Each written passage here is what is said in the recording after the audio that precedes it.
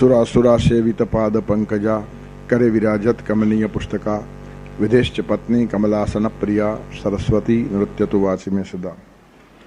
वसुदेवसुतं देवं कंसचाणूरमर्दनं देवकी परमानन्दं कृष्णं वन्दे जगद्गुरुम्। अहं क्रतुरहं यज्ञः अहं क्रतुरहं यज्ञः स्वदाहम् अहमौषधम् स्वदाहम् अहमौषधम् मन्त्रोऽहम् अहमेवाज्यम् मन्त्रोऽहम् अहमेवाज्यम् अहम् अग्निरहं हुतम् अहम् अग्निरहं हुतम्।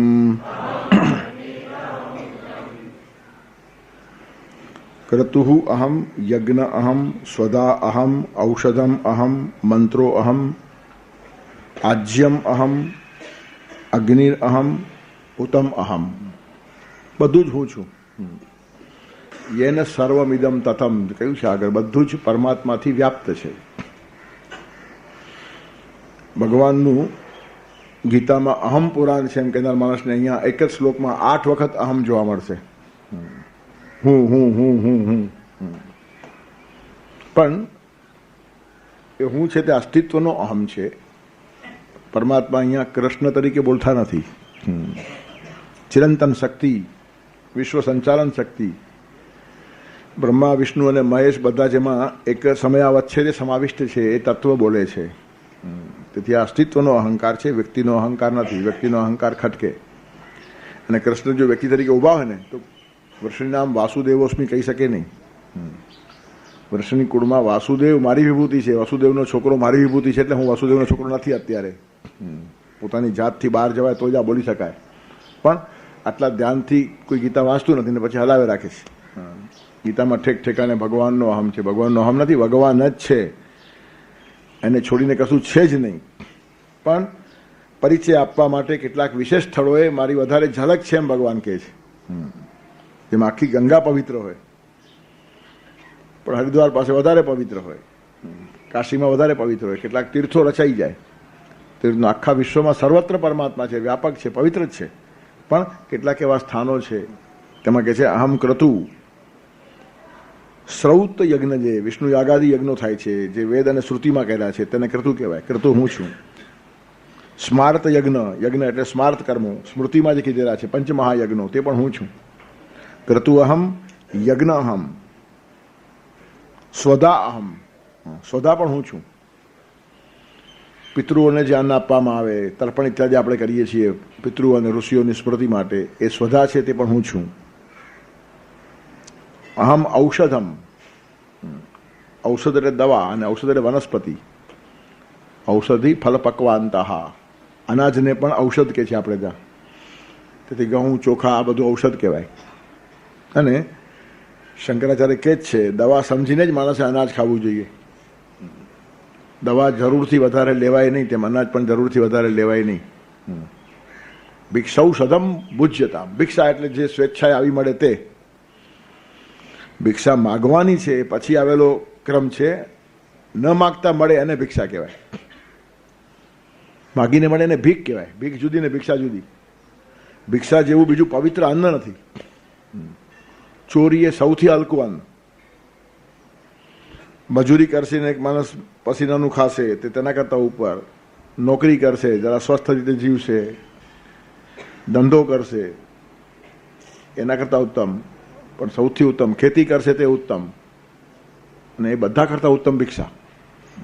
ભિક્ષા એટલે વળતરની અપેક્ષા વગર કામ કરનારો માણસ પરમાત્માની પૂજા તરીકે કામ કરે છે, અને પરમાત્મા ભિક્ષામાં જે આપે તે સ્વીકારે છે। એટલે ભિક્ષામાં માગણી હોતી નથી। ભવતી ભિક્ષાન દેહી એમ કહીને ઊભા રહે, એમાં કશી ચોઈસ ન હોય આ લોકોની। જે આપો તે લે, અને કચકચ કરીને માગે ને ખેંચીને લે ભિખારી કહેવાય, ભિક્ષુક ન કહેવાય। ભિક્ષુક એ બહુ મોટી અવસ્થા છે। આપણા સાચા સંન્યાસીઓ બધા ભિક્ષુક હતા. બુદ્ધ ધર્મમાં પણ ભિક્ષુઓની કલ્પના છે. તેથી ભિક્ષાનું અન્ન શ્રેષ્ઠ અન્ન છે. ભિક્ષૌ સદમ પૂજ્યતા, એટલે ભિક્ષા એટલે જે મળશે તે સંતોષથી જીવો. અને ઔષધમ દવા છે એમ સમજીને ખાઓ.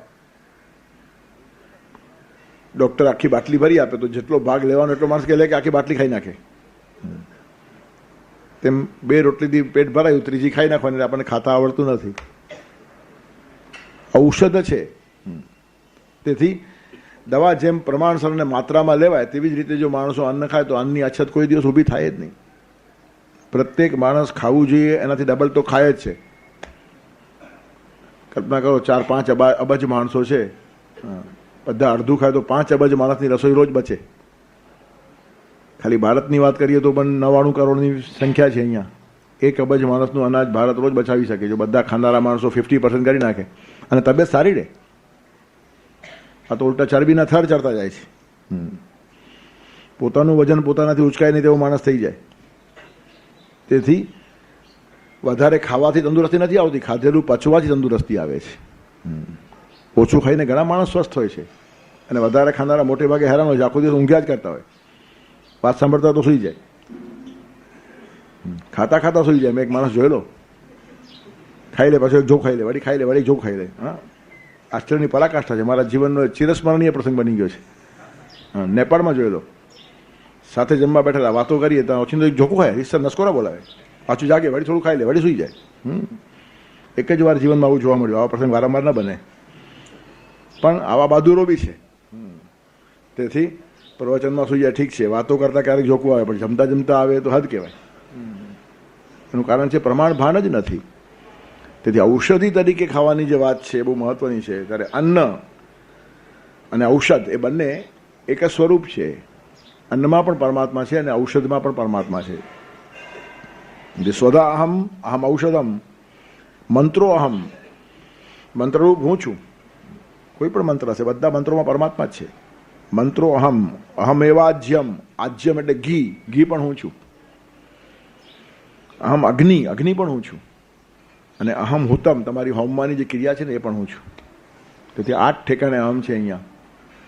અહમ અહમ અહમ અહમ અહમ, ઉપર 4 અહમ ને નીચે 4 અહમ. એક લીટીમાં 8 તો અહમ છે ને 8 શબ્દો બીજા, શ્લોક થયો પૂરો. તેથી આવા શ્લોકો મોઢે કરવા સહેલા, એનું કારણ અડધો શ્લોક તો અહમમાં જ જાય. ત્યારે પહેલાં કહે છે ક્રતુરાહમ, જે શ્રૌત યજ્ઞો છે, વેદમાન્ય યજ્ઞો છે, શ્રુતિના કીધેલા યજ્ઞો છે તે હું છું. અને સ્મૃતિમાં કીધેલા યજ્ઞો છે. વિષ્ણુ યાગાદી યજ્ઞોની ચર્ચા વેદોમાં છે, તે પરમાત્મા જ છે. અને દેવયજ્ઞ, ઋષિ યજ્ઞ, પિતૃયજ્ઞ, મનુષ્ય યજ્ઞ, ભૂત યજ્ઞ, આ બધા સ્માર્ત યજ્ઞો છે. એને યજ્ઞ કહેવાય. વૈદિકને ક્રતુ કહેવાય ને આને સ્માર્તને યજ્ઞ કહેવાય. બંને નામો એના જ છે. ક્રતુ એટલે પણ યજ્ઞ જ, પણ એ શ્રુતિએ કીધેલો યજ્ઞ અને યજ્ઞ શબ્દ છે એ સ્મૃતિએ કીધેલો યજ્ઞ. ક્રતુ થોડોક સાભિલાષ હોય છે. વિષ્ણુ યાગાદી યજ્ઞો જે કરે છે, કાં તો પુત્રેષ્ટિ યજ્ઞોની ચર્ચાઓ પણ બધી છે. પુત્ર પ્રાપ્તિ થાય એટલા માટે યજ્ઞ થાય. દશરથ રાજાએ બી કરેલો. પણ એમાં બી શું છે કે કંઈ ને કંઈ સારાની અપેક્ષા છે અને માગણી કેવળ ભગવાન પાસે જ છે. એટલે ક્રતુ પણ હલકું નથી. ભલે સાભિલાષ હોય, સકામ છે. યજ્ઞો નિષ્કામ હોવા જોઈએ. યજ્ઞો છે ને એ ઋણ મુક્તિ માટે છે. ઋષિ યજ્ઞ, દેવયજ્ઞ, પિતૃયજ્ઞ, મનુષ્ય યજ્ઞ, ભૂત યજ્ઞ, આ બધા ઋણ મુક્તિ માટે છે, કશું મેળવવા માટે નહીં. આ યજ્ઞો કરો તો કંઈ પુણ્ય થાય નહીં, પણ ન કરો તો પાપ લાગે. સંધ્યા માણસે રોજ કરવી જોઈએ. સંધ્યા કરે તો પુણ્ય ન મળે, પણ ન કરે તો પાપ લાગે. તેમ કેટલાક યજ્ઞો એવા છે ઋણ મુક્તિ માટે. આપણા ઉપર ઋષિઓનું ઋણ છે, દેવોનું ઋણ છે, પિતૃઓનું ઋણ છે, માનવ સમાજનું ઋણ છે, પ્રાણી માત્રનું ઋણ છે. એમાંથી માણસે મુક્ત થવું જોઈએ. ત્યારે ઋષિ યજ્ઞ કરીને માણસ મુક્ત થાય ઋષિઓના ઋણમાંથી. દેવયજ્ઞ કરીને દેવોના ઋણમાંથી મુક્ત થવાય. આપણા ઉપર ઘણા બધા ઋણ છે. આપણે જગતમાં આવ્યા, જન્મ્યા, નાના મોટા થયા, આમાં કેટલા બધા લોકોના ઉપકારો આપણા ઉપર છે. એ ઉપકારમાંથી મુક્ત થવાને માટે, કશું મેળવવાને માટે નહીં, દેવું ઓછું કરવા માટે આ છે. જેમ કમાવાને માટે હોય તેમ દેવું ઘટાડવા માટે મહેનત કરવી પડે. કેટલીક વાર તમે ધંધો કરો તો કંઈક મળે, અને કેટલીક વાર તમારું જે ઋણ હોય તે ફીટે. કમાવીને તમે ચૂકવતા છો, ધીરે ધીરે ઓછું થઈ જાય. તેથી સ્માર્ત યજ્ઞો જે કીધેલા છે તેની પછવાડે નિષ્કામતા એટલા માટે છે કે એમાંથી મારે કશું મેળવવું નથી, પણ મારા ઉપર ઘણું બધું દેવું છે. ઋષિઓનું છે, દેવોનું છે, પિતૃઓનું છે, માનવ સમાજનું છે, પ્રાણી માત્રનો આપણા ઉપર ઉપકાર છે, ત્યારે એ બધામાંથી મુક્ત થવા માટે જે થાય તે યજ્ઞ કહેવાય. અને સાભિલાષ, થોડી સારી કામનાઓને પરમાત્મા પાસે રાખીને જે થાય તે ક્રતુ કહેવાય. બીજો પણ એક અર્થ છે. ક્રતુ એ વિચાર છે અને યજ્ઞ એ કૃતિ છે. વૈદિક વિચાર મૂળ બીજ છે ને યજ્ઞનું વિચારમાં છે, ને પછી કૃતિમાં એ પરિણમે છે. ત્યારે વિચાર રૂપે જ્યારે સારો વિચાર આવે ત્યારે કૃતુ કહેવાય, અને કૃતિમાં પરિણમે ત્યારે યજ્ઞ કહેવાય. અને બંને ભગવાન છે. તમને સારા વિચાર જે મળે છે ને એમાં પણ ભગવાનનું બીજ છે. જહાં સુમતિ તહાં સંપત્તિ નાના, જહાં કુમતિ તહાં વિપદ વિધાના. સુમતિ મળવી આપણે એક પરમાત્માની કૃપા છે. ખુદા રૂઠે તો ક્યાં કરે, બુરિયા મત્યા દેત. ભગવાન તમારા ઉપર નારાજ હોય તો એનો સીધો પરિણામ શું? તમારી બુદ્ધિ બગડી જાય. અને બુદ્ધિ બગડ્યા પછી કંઈ કહેવું નહીં પડે, માણસ પોતે પોતાનું બગાડે. બુદ્ધિના આસાદ પ્રણશ્યતિ. બુદ્ધિ ખલાસ થઈ કે માણસનો નાશ થાય. તેથી પરમાત્માને કાંઈ મહેનત નથી પડતી. ગમે તેવા મોટા માણસનું ભેજું ફરી જાય તો સીધો ખાડામાં પડે. પછી એને પોતાને આશ્ચર્ય થાય કે મારા જેવા માણસે આવું કેમ કરી નાખ્યું. પણ કરી નાખે. એનું કારણ એના પાપ નડી જાય. કલી જીવનમાં કોદી ક્યાંક નડી જાય છે. કલ્પના ના આવે તેવા માણસો કેટલી મોટી ભૂલો કરી બેસે. એનું કારણ કલી પ્રવેશી જાય. પણ કલી એમને એમ પ્રવેશતો નથી. તમારા મનના કંઈક ખોટા વિચારો, કંઈક ખોટા પ્લાન, કંઈક ખોટા નકશાઓ હોય, દુનિયાને ખબર ન હોય, પણ એ પ્રગટે અને પરિણામે કોથળામાંથી બિલાડું નીકળે. અને હજારો વર્ષની તપશ્ચર્યા કરનારો વિશ્વામિત્ર એકાદ વખત મેનકામાં લપસી જાય. તેથી આ બહુ માર્ગ કઠણ છે. સાગરના તોફાને મતી બેર તો મારી ગઈ, રામ ભરોસે મજદારે મારી નાવડી તરી ગયા. સંસાર સાગર છે, એમાં તમારી નાવડી પાર ઉતરે, પરમાત્માનો સાથ હોય તો જ, બાકી ડાપણ કોઈનું કામ ના આવે. મોટા મોટા પંડિતો, વિદ્વાનો, જ્ઞાનીઓ રોજ આપણને લપસેલા દેખાય છે, પત્તો જ ખાય નહીં. એ બી ગુલાટ મારે કે વાંદરો પણ ના મારે, પણ લપસે શા માટે? કલી નડ્યો. ભગવાન બધાને સાચવતા હોય છે, પણ મનના વિકાર ક્યારેક નિર્માણ થઈ જાય પછી આપણે કહીએ એનામાં કલી પ્રવેશ્યો. આમ તો માણસ સારો હતો પણ એનામાં કલી પ્રવેશ્યો. કલી પ્રવેશ્યો કુવિચાર આવ્યો. અને કુવિચાર શા માટે આવ્યો? પરમાત્માનું સાનિધ્ય એને છોડ્યું. અને પરમાત્માનું સાનિધ્ય છૂટે કેવી રીતનું? આપણો અહંકાર ઘૂસે એટલે. અહંકાર અને ભગવાન ભેગા રહેતા નથી. તમે જ્યાં સુધી અહંકારને વચ્ચે લાવતા ને ત્યાં આખો પરમાત્મા જ તમારામાં છે. પછી વિચારશો તે પરમાત્મા, બોલશો તે પરમાત્મા, આચરશો તે પરમાત્મા. પણ તમે બોલવા લાગ્યા, તમે વિચારવા લાગ્યા, તમે આચરવા લાગ્યા, તમારું પોતાનું મહત્વ વધારવા લાગ્યા, પરમાત્મા હટી જાય. અને પરમાત્મા હટી ગયા પછી ટકવું અઘરું છે. કૃષ્ણ ભગવાને આંગળી ઉપર ગોવર્ધન પર્વત ઉપાડ્યો અને બધાને યશ આપવાની ભગવાનને ટેવ છે. ભગવાને કીધું મારી આંગળી દુખશે, બધા લગાડો લાકડી. બધા લગાડી. હવે લાકડીમાં કાંઈ દમ નહોતો, આંગળી ઉપર જ પર્વત હતો. પણ પરમાત્માને ટેવ છે એકલ પેટા થવું નહીં. યશનો પરિગ્રહ ન એકલ કરીએ. કોઈ બી સારું કામ થાય ને તો યશ પણ એકલા નહીં ખાવાનું. જેમ એકલા બધો પૈસો એકઠો નહીં કરવાનો, તેમ એકલી કીર્તિ પણ નહીં લેવાની, બધાને આપવાની. આ સમજણ બહુ ઓછા માણસોને હોય. ઘણા સમુદાયમાં તમે જો મોટા ભાગના માણસો સર્વે સર્વા થઈને ફરતા હોય, એના સિવાય બીજો માણસ જ નહીં. એ ભયંકર અહંકારી માણસો છે. કારણ કે અસ્તિત્વનો નહીં, એ વ્યક્તિનો અહંકાર છે. બધે ઠેકાણે હું હું હું હું હું એનો હુંકાર ઘાસતો હોય. અને પછી મરવાના દાડા આવે. બકરી મેં બોલતી હોય તો કપાઈ જાય. પછી એને અક્કલ આવે કે મેં બોલીને કપાઈ ગઈ. પછી એના આંતરડામાંથી છે ને પેલો પિંજારોનો પેલું સાધન બનાવે પીંજવાનું. પછી એ તાર છે એ બકરીનું જ આંતરડું હોય છે. પછી એ તું બોલે તો કપાસ મળે. પછી ગાદલા મળે, મુલાયમતા મળે. તેથી મેં બોલે તે માણસ કપાઈ જાય. ત્યારે આવા ઘણા બધા અહંકારી આપણને જોવા મળે જે યજ્ઞને બગાડે. સત્કાર અને અહંકાર નુકસાન કરે છે. અને આજનો દિવસ ખાસ એના માટે જ છે. દક્ષ પ્રજાપતિનો અહંકાર આખો યજ્ઞ ચૂથાઈ ગયો. ક્રતુફલ વિધાન વ્યસની ન. ભગવાનને તો યજ્ઞનું ફળ આપવાનું વ્યસન છે. તમે કોઈ સારું કામ કરો ને તો ફળ આપ્યા વગર ભગવાનથી રહેવાય જ નહીં. પણ છતાં દક્ષ પ્રજાપતિના યજ્ઞને ભગવાને ઉદ્ધ્વસ્ત કરી નાખ્યાનું કારણ એ સાચો યજ્ઞ હતો જ નહીં. એમાં શિવને સ્થાન જ નહીં.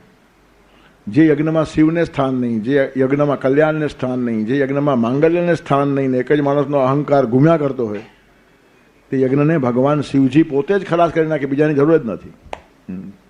અહમ ક્રતુર અહમ યજ્ઞ, હું યજ્ઞ છું. હવે ભગવાન જ યજ્ઞ હોય ને યજ્ઞમાં ભગવાનનું સ્થાન નહીં તો પણ માણસનો ઈગો છે ને ધીરે ધીરે ધીરે આગળ વધતો જાય અને પછી પોતાને જ ભગવાનના સ્થાને બેસવાનું મન થઈ જાય. બધાનો ધંધો આ જ છે. હિરણ્યકશ્યપુને પોતે જ ભગવાન થવું હતું. કંસ પણ કૃષ્ણને માને જ નહીં. દુર્યોધન પણ ગુડ મોર્નિંગ કરે કૃષ્ણને, પણ સમજ તો ઠીક છે, હવે જરા હોશિયાર પોલિટિશિયન, બાકી છે શું. ભગવાનનો મહિમા સમજવો ને ખાવાના ખેલ નથી. અને તેમાં થોડુંક મહત્વ મળ્યા પછી બુદ્ધિ ઠેકાણા એવી અતિશય અઘરી છે. થોડાક માણસો પગે લાગવા માંડ્યા એટલે કોલર ટાઈટ થાય, જટિયા હોઉં તો હોઉં, અને ખલાસ થઈ જાય માણસ. તેથી અહંકાર આવ્યો કે યજ્ઞ ખલાસ થાય. તેથી અહમ ભગવાનનો, બીજા કોઈનો નહીં. અહમ કરતું અહમ યજ્ઞ, ભગવાન વારંવાર વગાડી વગાડીને કહે છે. એનું કારણ આપણને બચાવવા માંગે છે. નહીં તો સારો વિચાર આવ્યો તો મને આવ્યો એમ તરત થઈ જાય, સારું કામ થયું તો મેં કર્યું એમ તરત થઈ જાય. તેથી ગોવાળિયાઓને કીધું લાકડી લગાડો. એનું કારણ ભગવાનને એકલા યશ ખાવો નથી. બધા ભેગા હતા માટે પહાડ ઉપડ્યો. પણ થોડી વાર આવું થયું એટલે ગોવાળિયાઓને એમ થયું કે ભગવાનને આપણી મદદની જરૂર છે. લાકડી ન હોત તો બિચારાની આંગળી ખલાસ થઈ જતે. આટલો મોટો ગોવર્ધન પહાડ એક આંગળી ઉપર પડે, ખાવા નાખે. ચાલો ઠીક છે, આપણે બધા છીએ. પછી કેટલાકે જરા બીજી ભાષામાં કીધું કે ભગવાન તમારી આંગળી દુખશે, હવે અમારા બધાને લાકડી છે, તમે જરા વાર આરામ કરો. ભગવાન ગાલમાં હશે, ખબર નથી આ લોકોને. આખો પહાડ નીચે આવે, દબાઈ જાય બધા જ, પણ ખબર તો પડવી જ જોઈએ. એટલે ભગવાને આંગળી સાવ ઉપાડીને જરાક ઢીલી કરીને પહાડ નીચે આવવા લાગ્યો અને બધા ચીસાચીસ કરવા લાગ્યા. પછી ભગવાને આંગળી ઉપાડી લીધી. બધાને ખ્યાલ આવી ગયો કે આપણા લાકડીમાં કંઈ માલ નથી, જે માલ છે તે આંગળીમાં જ છે. તેથી ઘણીવાર સારા કામમાં યશ મળ્યા પછી લોકો ભગવાનને આંગળી હટાવવાનું ખાવે. અમે છીએ ને ભગવાન, તમે ફિકર નહીં કરો, તમે શું પથરા છો, દાડો ઉઠી જશે. તેથી ભગવાનની અવગણના અને ઉપેક્ષા થાય એટલે માણસ ખલાસ થઈ જાય. તેથી હું જ વિચાર છું, હું જ કૃતિ છું, અહમ કરતું અહમ યજ્ઞ, એ ભાવ છેલ્લે સુધી જવો નહીં જોઈએ. પણ મહિમા વધ્યા પછી આવું થાય. અને એટલે આપણે ત્યાં નાની નાની વાર્તાઓમાંથી પણ આ બધી વાતો સમજાવે છે. હિતોપદેશ ને પંચતંત્ર બધાએ વાંચવા જ જોઈએ. હવે મા બાપ જ વાંચતા નથી તો બાળકો ક્યાંથી વાંચશે? એ જવાબદારી મા બાપની છે. હિતોપદેશ અને પંચતંત્ર સંસ્કૃત ના આવડતું હોય તો ગુજરાતીમાં પણ મળે છે. એ વાંચીને છોકરાઓને કહેવાની જવાબદારી છે. ઘરની અંદર બેઠેલો વૃદ્ધ માણસ છે ને, આ એક ઘરશાળા છે, ઘરની પાઠશાળા છે. અમારું કોઈ સાંભળતું નથી એમ વૃદ્ધો કહે છે, પણ જે છોકરાઓ સાંભળવા તૈયાર છે એની પાસે બોલવા તૈયાર નથી. નથી સાંભળતા તેની પાસે બોલવું છે આપણે, અને સાંભળતા હોય તેની પાસે બેસવા તૈયાર નથી. નાના નાના છોકરાઓ પાસે વૃદ્ધો બેસીને સારી સારી વાર્તાઓ કહે ને તો કેટલું નવી પેઢીનું ઘડતર થાય. સ્કૂલમાં ટીચર અને પ્રોફેસર શું ભણાવે? 100 છોકરા ભેગા બેઠા હોય, પણ ઘરમાં દાદા અને દાદી એક છોકરા લઈને બેઠા હોય, કેવું ઘડતર થાય? Heart two heart speaking, personal touch છે, હ્યુમન ટચ છે. તેથી હિતોપદેશ અને પંચતંત્રની વાર્તાઓ ઘરે ઘરમાં કહેવાવી જોઈએ. બચપનથી જ કેટલા સંસ્કાર દ્રઢ થઈ જાય. એમાં આવી રીતની એક વાર્તા આવે છે. એક ઋષિ નદીમાં ઉભા રહીને સંધ્યા કરતા હતા. એટલામાં એક કાગડો ચાંચમાં એક ઉંદરને લઈને ઉડ્યો તો ઉપરથી. પછી થાક્યો હશે ઉપાડીને, તો અચાનક ચાંચ ખુલી ગઈ ને ઉંદર પડ્યો નીચે, તો ઋષિના હાથમાં આવી ગયો. ધ્રુજતો તો એકદમ, કારણ કે આકાશમાંથી પડેલો. ઋષિ બહુ પ્રેમાળ, કરુણાથી ભરેલા, એના પર પાણી છાંટ્યું અને જીવાડ્યું અને લઈ આવ્યા આશ્રમમાં. ઋષિના આશ્રમમાં ફરવા લાગ્યો. પછી એક દિવસ પાછો ગભરાઈને ઋષિ પાસે આવ્યો, ધ્રુજે એકદમ. ઋષિ પૂછ્યું, કેમ શું થયું બેટા? તો પેલી બિલાડી બતાવી એને કે ત્યાં બિલાડી ઊભી છે. ઓ, એમાં ગભરાય શું છે?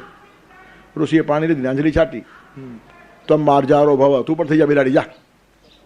ઉંદરમાંથી બિલાડી બનાવી દીધી. હવે ડર ચાલ્યો ગયો.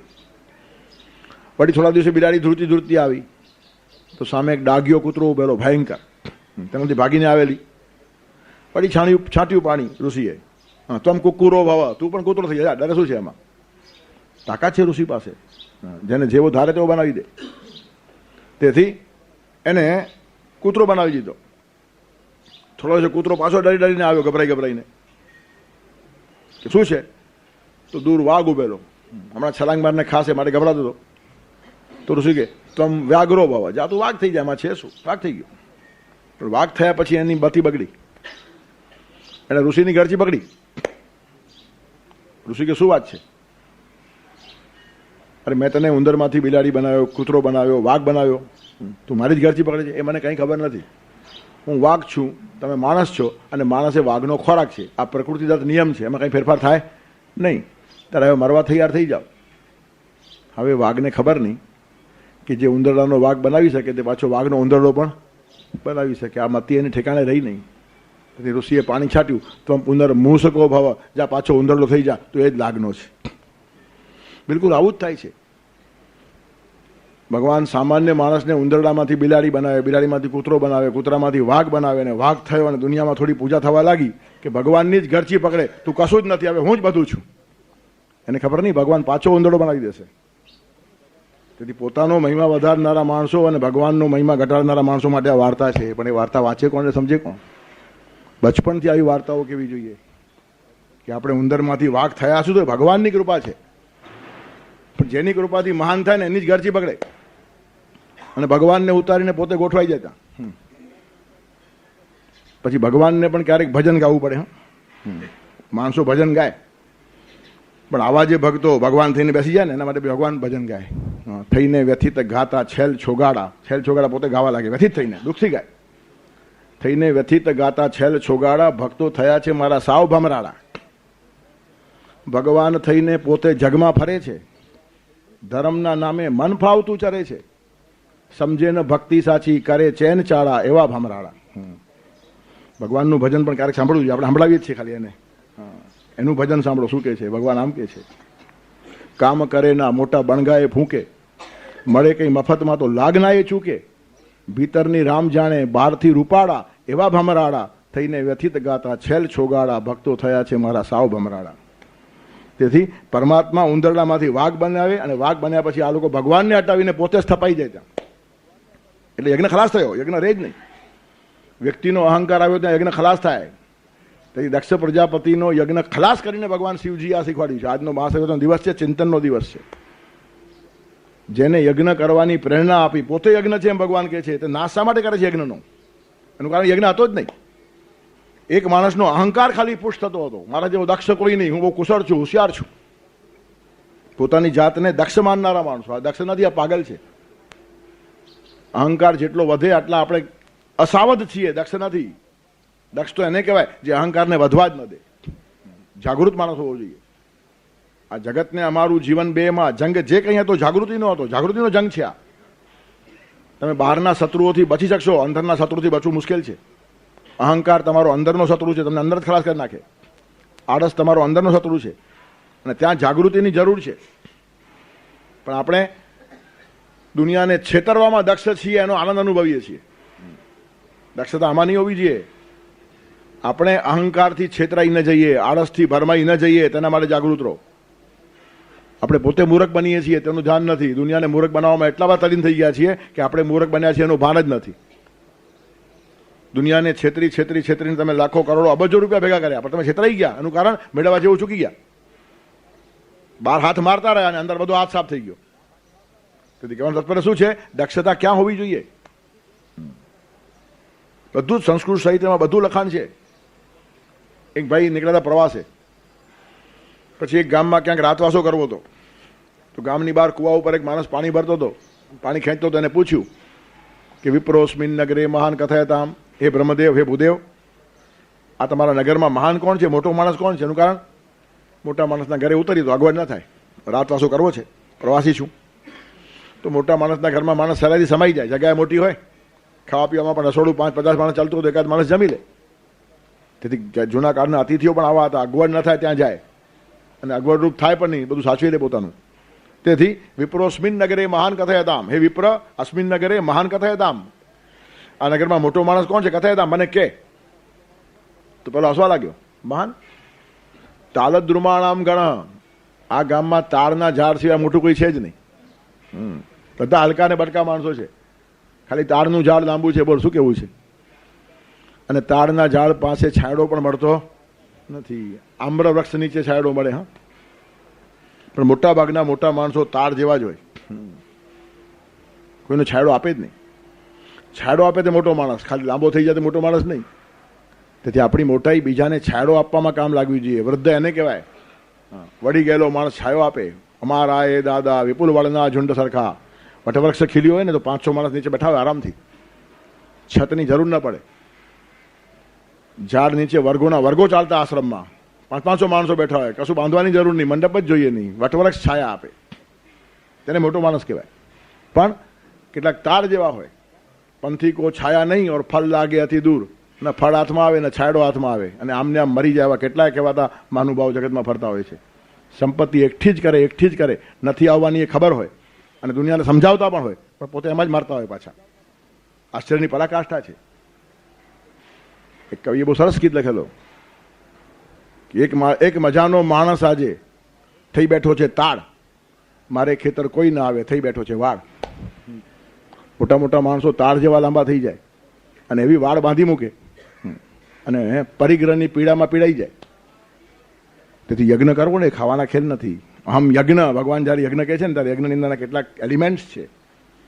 તેથી અહંકાર પુષ્ટિ થાય એ દક્ષતા નથી, એ મૂર્ખાઈ છે. આખી દુનિયાને છેતરીને મેં કરોડો રૂપિયા બનાવ્યા અને તેમાં ધર્મના નામે બનાવ્યા, તેનું ગૌરવ લે પાછું. દુનિયા તો ઠીક છે, આપીને એના નામે પુણ્ય જમા થયું, પણ તું મરી ગયો મફતનું ખાઈને. તેથી બનાવટ દુનિયા સામે કરવામાં દક્ષ છીએ, પણ પોતાની જાતને છેતરીએ છીએ. સમજાય તો માણસ બચે.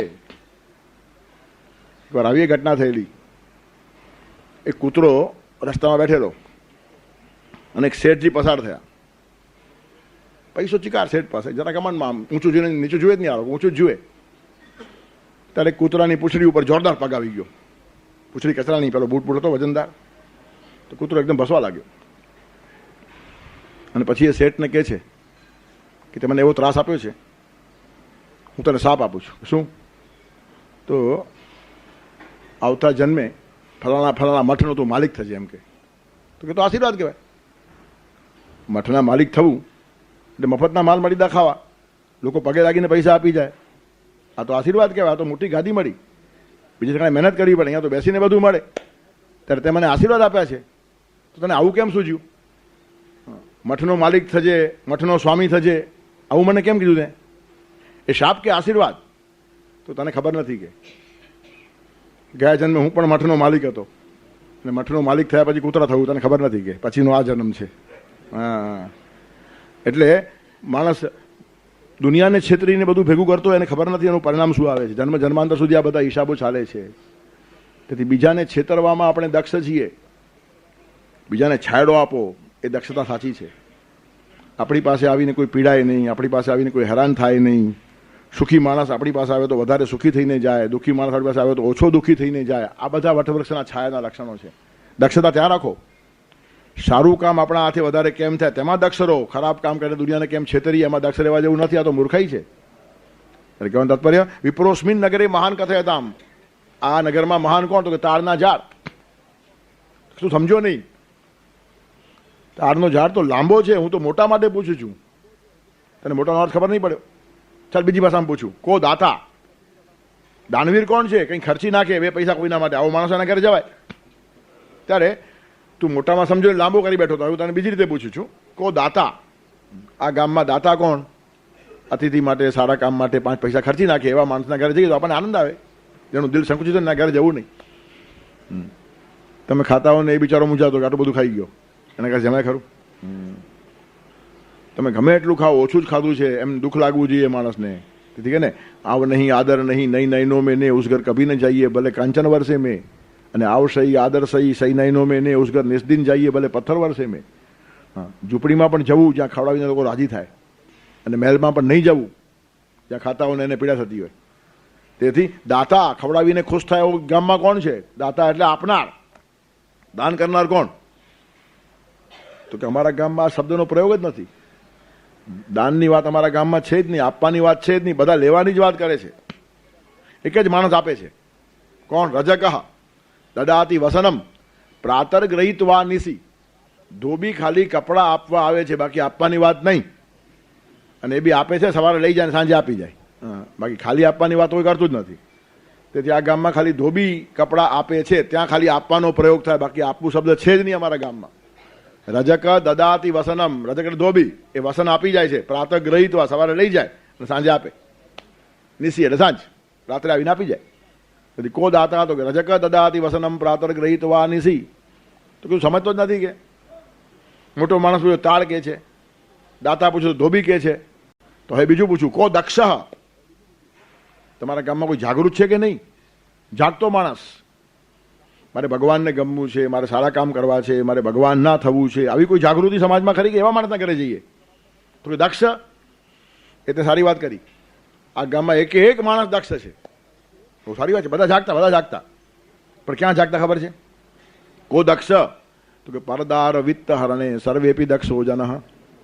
પરદાર અને પરદ્રવ્ય, પરસ્ત્રી અને પારકો પૈસો કેમ પડાવી લેવો, બધા દક્ષ છે. આ દક્ષ શું કામના? દક્ષ પ્રજાપતિનો યજ્ઞ ભગવાન શિવજીએ બાળી નાખ્યો, કારણ આવો દક્ષ હતો. એ યજ્ઞની અંદર ભગવાનનો જય ઘોષ થવો જોઈએ, તેના બદલે આ દક્ષ લોકો પોતાનો નિર્ઘોષ કરે, પોતાનું સૂતેડું વગાડતા હોય, અમે જ મોટા. યજ્ઞમાં ભગવાનનો જય ઘોષ હોય, માણસનો નિર્ઘોષ ન હોય. પણ દક્ષ પ્રજાપતિ પોતાનો જ જય ઘોષ કરે. હું સર્વે સર્વા, શિવજીને આમંત્રણ જ નહીં. જે યજ્ઞમાં શિવની પ્રતિષ્ઠા નહીં, શિવને આમંત્રણ નહીં, જે યજ્ઞમાં ભગવાનની ઉપેક્ષા, ભગવદીય માણસની ઉપેક્ષા, તે યજ્ઞ બળીને ખાક થઈ જાય. તેથી અહમ કરતું રામ યજ્ઞ, આ બધા શ્લોકો છે ને બહુ શાંતિથી સમજવા જેવા છે. આપણે એક એક શ્લોક લઈએ છીએ તો પણ કેટલો અંદર ઊંડાણ છે. તો 2 કલાકમાં પારાયણ કરીને આટલો શું આવે? અબ્ધેર લંગિત મેવ વાનર ભટઈ તસ્કિમ તસ્ય ગંભીરતા આપાતાલ નિમગ્ન ચીવરતનું જાનાતિ મંથા ચલ. બધા જ વાંદરાઓ લંકામાં ગયા ને તો સેતુ ઉપરથી ચાલ્યા ગયા. સમુદ્ર કેટલો ઊંડો છે એકે વાંદરાને ખબર પડી નહીં. આવા ઘણા માણસો ગીતાના સેતુ ઉપર ચાલ્યા જાય, એક શ્લોકનું ઊંડાણ ખબર પડે નહીં. વાંદર વેડાથી ગીતા ખબર નથી પડતી. ભગવાનના વત્સ થઈને એની પાસે જવું જોઈએ. પાર્થો વત્સ સુધીર ભોગતા દુગ્ધમ ગીતા અમૃતમ મહત. તો એક એક શબ્દની અંદર આખું વિશ્વ ભરેલું છે. વિચાર પણ હું છું, મને વિચાર આવ્યો, મારી મૌલિકતા, મારું ઓરિજિનલ, મારા પહેલા કોઈ આવું કીધું નથી, બકવાસ છે. કોઈનું કશું ઓરિજિનલ હોતું નથી. અભિવ્યક્તિ ખાલી ઓરિજિનલ હોય, રજૂઆત તમારી હોય, વિચારો બધા થઈ ગયા છે. અહીંયા જગતમાં કોઈ વિચાર બાકી છે જ નહીં. કરોડો વર્ષથી આ પૃથ્વી ઊભી છે. તેથી કોઈ નવો વિચાર છે એમ બોલવાની વાત જ નથી. અભિવ્યક્તિ નવી હોય, એકની એક વાત કોઈ નાટકમાં લખે, કોઈ કવિતામાં લખે, કોઈ પદ્યમાં લખે, ગદ્યમાં લખે, નિબંધમાં લખે. લખવાના પ્રકાર જુદા હોય, પણ ઓરિજિનલ મેટર છે એ તો સૃષ્ટિથી વેદ પહેલેથી ઊભા જ છે. સૃષ્ટિ નિર્માણથી પહેલા વેદ નિર્માણ થયા છે. કોન્સ્ટિટ્યુશન કેમ માણસે જીવવું છે વેદોમાં પહેલું લખાયું ને પછી સૃષ્ટિ નિર્માણ થઈ છે, આવી આપણી ધારણા છે. તેથી કરતું એટલે વિચાર પરમાત્માનો છે. હવે એ વિચાર મૂકવામાં તમને પરમાત્મા નિમિત્ત બનાવે એનો આનંદ લો, બસ, બીજી વાત નહીં. પણ અહંકારથી કોલર ટાઈટ કરવા જેવા નથી. મારા જેવો જ્ઞાની નહીં, મારા જેવો વિદ્વાન નહીં, મારા જેવો કોઈ વિચાર મૂકનાર નહીં, જે હું કહું છું એવું આજ સુધી કોઈએ કીધું જ નથી. આવું બકવાસ કેટલા માણસો કરતા હોય છે. દયનીય માણસો છે. દક્ષ નથી, અહંકાર ઘૂસી જાય. એકાદશ્યામ વિશેષેણ કર્તવ્ય ભોજનદ્વયમ રાત્રૌ જાગરણમ કુર્યાત દિવાચ હરિકીર્તનમ. આદેશ છે. એકાદશ્યામ વિશેષેણ, ખાસ કરીને એકાદશીએ કર્તવ્ય ભોજનદ્વયમ. હવે સંસ્કૃત ભાષા ના આવડતી વફાઈ જાય. કર્તવ્ય ભોજનદ્વયમ, એકાદશીએ વિશેષ કરીને 2 વાર ભોજન કરો. હવે ક્યાં મારી મગજમાં ઉતરે? પણ ત્યાં ભોજન શબ્દ નથી, ભો અને જન અલગ છે. સંસ્કૃતમાં સંબોધન કરો, સંબોધન તો ભો બોલાય, ભો. હે બોલાય, હે રામ, ભો જનાહા શૃણંતામ. તેથી ભો શબ્દ આપણે કહીએ ને, અરે સાંભળ, તે રીતનો ભો આવે છે. તેથી હે લોકો સાંભળો એમ કહ્યું છે, ભોજન કરવા નથી કીધું, પણ ભેગું કરી નાખે. કર્તવ્ય ભોજન દ્વયમ, પછી 2 વાર જમવા લાગે. એકાદશીએ વિશેષ રૂપે હે જનો, હે માણસો, 2 વાતો કરવા જેવી છે. 2 વાર જમવાનું નહીં, 2 વાતો કરવાની. કઈ? રાત્રૌ જાગરણમ કુર્યાત, રાત્રે જાગો, અને દિવાચ હરિકીર્તનમ, દિવસે ભગવાનનું ભજન કરો, ભગવત કાર્ય કરો, ભગવાનના વિચારો કરો, સારું કામ કરો, ભક્તિ મારો. હવે દિવસે સારા કામ થયા અને રાત્રે જાગો. શા માટે ખબર છે? સારા કામ કર્યા પછી જાગશો નહીં તો અહંકારનો ચોર ઘૂસશે, માટે જાગતા રહો. ચોર રાત્રે ઘૂસે એટલે અંધારામાં ઘૂસે.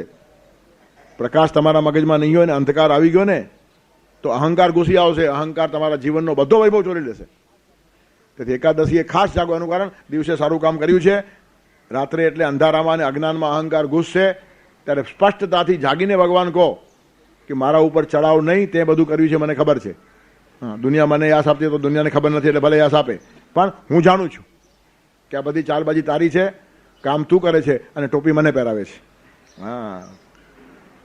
પણ કેટલાક માણસો ટોપી પહેરીને પછી ડાયા થઈને ફરતા હોય. અને ત્યાં સુધી વાંધો નહીં, પણ ભગવાન ટોપી ઉડાવી દે પાછી. હા, પોતે પહેરે ત્યાં સુધી પણ ચાલે. તેથી બહુ દક્ષ રહેવાનું, જાગૃતિ. રાત્રઉ જાગરણમ કુર્યાત, રાત્રે જાગો એટલે રાતના 1 વાગ્યાનો નહીં, પણ અંધકારમાં જાગો, અજ્ઞાનમાં જાગો. અજ્ઞાન હશે ને અંધકાર હશે મગજમાં તો અહંકાર ઘૂસશે અને મેં કર્યું છે એવો ભાવ ઊભો થશે. જે દિવસે સારું કામ થાય, સારું ભજન થાય, સારા વિચારો આવે તે દિવસે ખાસ જાગો અને ભગવાનના ચરણે મૂકી દો. યત કરોસી યદસ્નાસી યત જુહોસી દદાસી યત તપસ્યસી કૌંતેય તત્કુરુ સ્વમદર્પણમ. પરમાત્માને અર્પણ કરીને નિરાતે સુઈ જાઓ. હા, તેરા તુજકો સોંપતે ક્યાં લાગેગા મેરા. આવી રીતની કહેવાની જાગૃતિ માણસમાં હોવી જોઈએ, તો યજ્ઞ સાચો થાય. બાકી અહંકાર આવ્યો તો યજ્ઞ ખલાસ. અહંકારની આહુતિ વીણ યજ્ઞો બધા અધૂરા. આપણે યજ્ઞમાં બધું નાખીએ છીએ, ઘી નાખીએ ને તલ નાખીએ ને જવ નાખીએ, પણ જે નાખવું જોઈએ તે જ નાખતા નથી. અહંકારની આહુતિ આપો હિંમત હોય તો. અહંકારની આહુતિ સૌથી મોટી છે. જે દિવસે અહંકારની આહુતિ આપી તે દિવસે પછી બીજો કોઈ તમને આહુતિ આપવાની જરૂર નહીં. પછી તમારું જીવન જ આખું યજ્ઞ થઈ જાય. એક ક્રિયા યજ્ઞ બની જાય. તમે ખાશો ને એ પણ યજ્ઞ છે, અંદર બી વૈશ્વાન યજ્ઞ છે, અને આનાથી તમે એની આહુતિ આપો છો. શા માટે? આ શરીર ટકાવવું છે ને શરીરથી સારા કામ કરવા છે. પછી ખાશો તે પ્રસાદ અને ખાવાની ક્રિયા તે યજ્ઞ. તેથી જમવું પણ યજ્ઞ બની જાય, અને નહીં તો યજ્ઞ પણ જમવું બની જાય. કમાવાને માટે ક્યાં ઓછા યજ્ઞો થાય છે. પૈસા પેદા કરવા માટે એકાદ યજ્ઞ કરો પતી ગયો, બેડો પાર કે છે. આમ પાછા બોલે બેડો પાર થયો કે ડૂબ્યો કોને ખબર. ત્યારે કહેવાનું તત્પર શું છે? ખરી જાગૃતિ ક્યાં છે?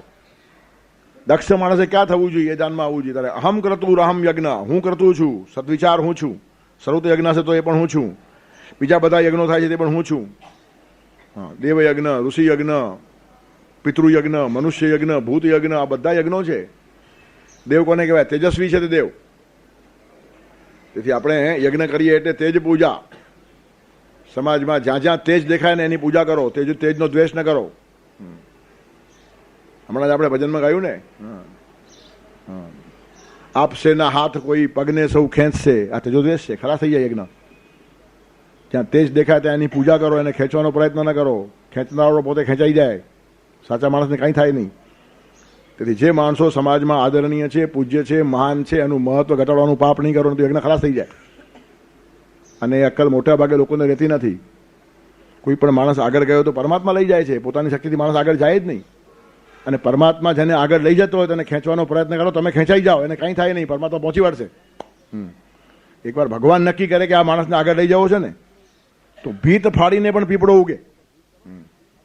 પીપળા ઉપર ભીત ચડો ને તો ભીત ફાડી નાખે. પરમાત્મા એકવાર નક્કી કરે કે આ માણસને આગળ લઈ જવો છે, તો એના પગ ખેંચનારા માણસો ખેંચાઈને ખાડામાં પડી જાય, અને એ આગળ ગયેલો હોય એ દુનિયાએ જોવું જ પડે. તેથી કોઈ દિવસ યજ્ઞીય કાર્યની અંદર પગ ખેંચવાની વાત ન હોય, પણ ખાલી ભજન ગાવાનું અને પગ ખેંચ્યા કરવાના. એ ભજનની અસર થતી નથી આપણા ઉપર. ગીતાના પ્રવચનો કરવાના અને ગીતાથી વિરુદ્ધ વર્તવાનું, એક તો મોટું આશ્ચર્ય છે. તેથી આપણે સાચા અર્થમાં વિચાર ભગવાનનો છે સમજતા જ નથી. આપણે પોતાને ડાયા સમજીએ છીએ અને પરિણામે અસર થતી નથી આપણા ઉપર. વિચાર ભગવાનનો છે, કૃતિ ભગવાનની છે, યશ ભગવાનનો છે, આપણને નિમિત્ત બનાવે છે. તેથી જે આપણે ગાઈએ અને જે વાંચીએ તેનાથી બિલકુલ ઉલટું વર્તવાનું એવી પ્રતિજ્ઞા લઈને માણસો ચાલે છે, અને પરિણામે સમાજની કોઈ અસર થતી નથી. હમણાં વચ્ચે એક હતું વૃદ્ધ સંમેલન, વયશ્રેષ્ઠી સંમેલન. 70 વર્ષથી ઉપરના વૃદ્ધો વર્ષોથી ભેગા થાય છે. એકવાર એક વૃદ્ધે મને કીધું કે મારા 4 દીકરાઓમાંથી 3 મારું માનતા નથી. બહુ દુઃખ થાય છે મને. એક તો માને છે, સંતોષ માનો ને, 25% તો માર્ક આવ્યા. મને કે મારે 3 છોકરાઓ ન માને એટલે કેટલી દુઃખ થાય ખબર છે? તો જેને બાપનું દિલ હોય તેને ખબર પડે. મેં કીધું મંદિરમાં જાઓ છો? મને કે હા. દર્શન કરો છો? કે હા. ભગવાનનો ચહેરો કેવો છે? મને કે અસ્તો શાંતાકારમ. એમ તો શીખો ને જરાક. મેં કીધું તમારો એક દીકરો તો માને છે, ભગવાનનું કહેવું એનો એકે દીકરો માનતો નથી. ભગવાનને 0% રિઝલ્ટ છે. ભગવાન કે છે એ પ્રમાણે કયો માણસ જીવે છે? ભગવાનના કહેવા પ્રમાણે એકે માણસ જીવતો નથી. ના સૌથી વધારે ઘરડો છે વયશ્રેષ્ઠી આ છે. કવિમ પુરાણમ, કરોડો વર્ષની એની આયુષ્ય છે. આ ખરો ઘરડો છે, અને બધા ઘરડા એની પાસે શીખવાનું. એકે દીકરો ન માનતો હોય ને આ માણસ જો હસતો હોય તો તમારો એક માને છે, શું કામ રડો છો? તમે એના કરતાં આગળ છો, ફાયદામાં છો. હા, કમસે કમ એક તો માને છે. ભગવાનના કહેવા પ્રમાણે વર્તનારા માણસો કેટલા? માણસે કેમ રહેવું જોઈએ એ ભગવાને ગીતામાં કહ્યું છે. રહે છે? ગીતા સાંભળનારો નહીં, ગીતા ઉપર પ્રવચન કરનારો માણસ પણ ભાગ્યે જ આ પ્રમાણે જીવતો હશે અને છતાં શાંતિથી આ ભગવાન જોયા જ કરે છે. કેટલી મોટી વાત છે. ત્યારે કહેવાનું તાત્પર્ય શું છે? આ બધી વાતો આપણને સ્પર્શવી જોઈએ તો આપણે દક્ષ છીએ એમ કહેવાય. જ્ઞાન જીવન ઘડવાને માટે છે, ભાષણો કરવાને માટે નહીં. નાયમ આત્મા બલહીન લભ્ય ન પ્રવચનેન ન બહુધા શ્રુતેન ન મેધયા. મેધાથી ન મળે, બહુ સાંભળવાથી પણ ન મળે, અને પ્રવચનો કરવાથી ભગવાન ન મળે એમ કહ્યું છે ઉપનિષદમાં સ્પષ્ટ. હા, પ્રવચન કરનારો માણસ પહોંચી ગયો એમ ના સમજો. તો બધા જ એક્ટરો પહોંચી જાય, બહુ સારા પ્રવચન સિનેમામાં કરે છે. હા, અને કોઈ એને પરમ પૂજ્ય કહેતું નથી. તેથી ભાષણો ભરડવા એ વાત જુદી છે અને જીવન જીવવું એ વાત જુદી છે. And ounce of action is far better than pounds of preachings and tons of teachings. ઉપદેશો ટનભર અપાય છે, શ્રોતાઓ મણભર સાંભળે, ટનમાંથી ઘણું તો ઓછું કરી નાખે. અપાય ટનભર, સંભળાય મણભર, પણ આચરણ થતું નથી કણભર. અને પરિણામે લાખો કરોડો રૂપિયા ખર્ચાઈ જાય છે, હુતમ હવન થતું નથી, હોળી થાય છે. કરોડો રૂપિયાની હોળી થાય છે. હુતમ એટલે હવન. હવન ક્યારે થાય? ઉગી નીકળે તો, પણ ઉગી નીકળતું જ નથી. એનું કારણ કોઈને ઉગાડવું જ નથી. આખો પર્પસ જ જુદો છે. ધર્મ કરવો જ નથી, ધંધો જ કરવો છે.